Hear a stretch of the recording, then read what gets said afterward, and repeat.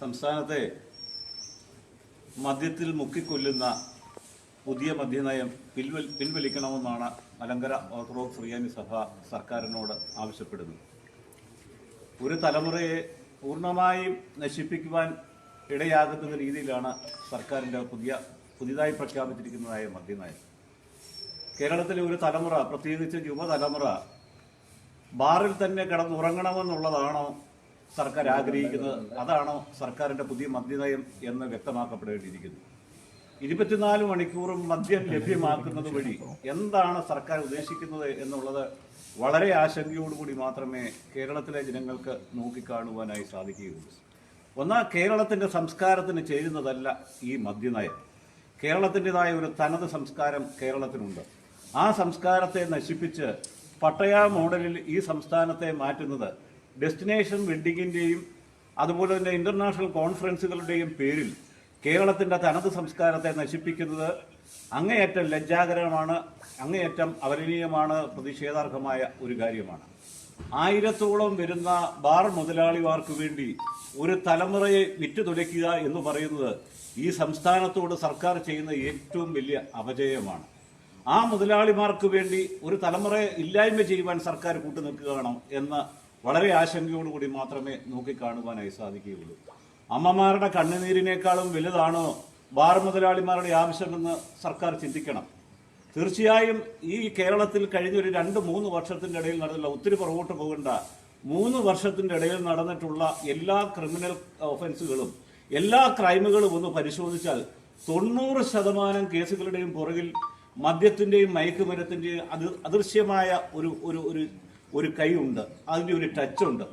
ഇത്രയൊക്കെ മനസ്സിലാക്കുവാൻ പ്രാപ്തിയുള്ള സർക്കാർ ഭരണകൂടം തീർച്ചയായും കൂടുതൽ മദ്യം കേരളത്തിലേക്ക് 24 മണിക്കൂറും മദ്യം ലഭ്യമാക്കുന്ന രീതിയിലുള്ള നയങ്ങൾ പ്രഖ്യാപിക്കുമ്പോൾ തീർച്ചയായും കേരളത്തിലെ പൊതുസമൂഹം, പ്രത്യേകിച്ച് അമ്മമാര്, സഹോദരിമാര്, കുഞ്ഞുങ്ങളെ വളർത്തുന്ന കുടുംബങ്ങൾ വളരെ ആശങ്കയോടുകൂടി മാത്രമേ ഇതിനെ നോക്കിക്കാണുവാനായി സാധിക്കുകയുള്ളൂ.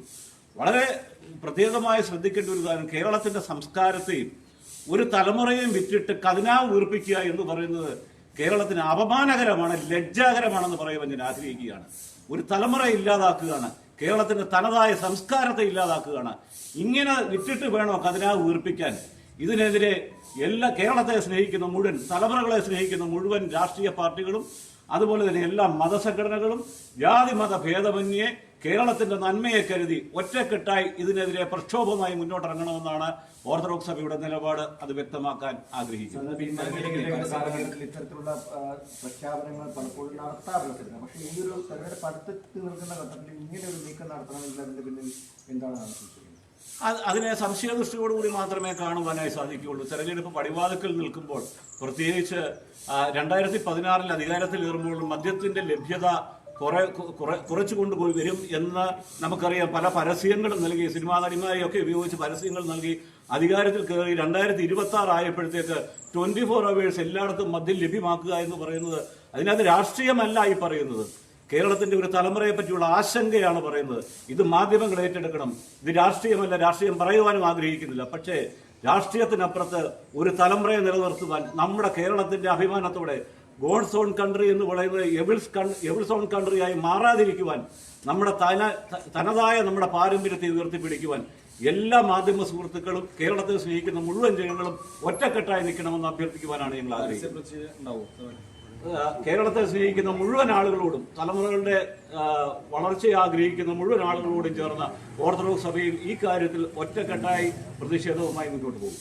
നമ്മുടെ പുതുതലമുറ ലഹരികൾ വ്യാപിക്കുന്ന സമയത്ത് ഈ മദ്യത്തിനോട് യുവതലമുറ വിമുഖത കാണിക്കുന്നു, രാസലഹരികളിലേക്കൊക്കെ പോകുന്നു. അപ്പൊ അതിലും കൂടെ നമ്മൾ കോൺസെൻട്രേറ്റ് ചെയ്യേണ്ട, അതിന്റെ ഒരു ബോധവൽക്കരണം കൂടെ നടത്തണ്ടേ? നേരെ മറിച്ച് ഈ മദ്യത്തിന്റെ ലഭ്യത, അതാണ് ഏറ്റവും വലിയ വിരോധാഭാസം. വിമുക്തി മിഷൻ എന്ന് പറഞ്ഞ് ലക്ഷക്കണക്കിന് രൂപ പൊടിപൊടിക്കുകയും അതോടൊപ്പം 24 മണിക്കൂറും രാവും പകലുമില്ലാതെ മദ്യം ലഭ്യമാക്കുകയും ചെയ്യുമ്പോൾ അതിന്റെ ഉദ്ദേശശുദ്ധിയെ സംശയത്തോടുകൂടി മാത്രമേ കാണുവാൻ സാധിക്കൂ.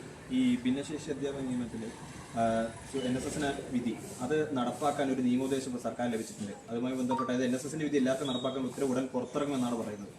ഞാൻ ഈ മദ്യവുമായി ബന്ധപ്പെട്ട കാര്യത്തിൽ മാത്രം പ്രതികരിക്കാൻ മാത്രമേ എനിക്ക് നിർദ്ദേശമുള്ളൂ. അത് സംബന്ധിച്ച് മാത്രമേ ഞാൻ പറയുള്ളൂ. ബാക്കി കാര്യങ്ങൾ സഭയുടെ ബന്ധപ്പെട്ട ആളുകൾ പ്രതികരിക്കും. മദ്യനയത്തെ സംബന്ധിച്ച് കേരളത്തിൽ ഇപ്പോഴുള്ള നമ്മുടെ തലമുറയെ സംബന്ധിച്ച് നമ്മൾ ഏറ്റവും ഗൗരവമായി കാണേണ്ട ഒരു വിഷയമായത്. ഈ വിഷയത്തിൽ നമ്മൾ ഒറ്റക്കെട്ടായി പ്രതികരിക്കുക, അത് മാത്രം പ്രതികരിക്കുക. ഇപ്പോൾ അതിലൊരു അനുകൂലമായിട്ട് വിധി വരുന്നു എന്നുള്ളതാണ്. അതായത് NSSന്റെ അത് സഭകൾക്ക് ആ വിധി അത് വന്നതിന് ശേഷം അതിനെപ്പറ്റി പ്രതികരിക്കുക. പ്ലീസ്. Thank you.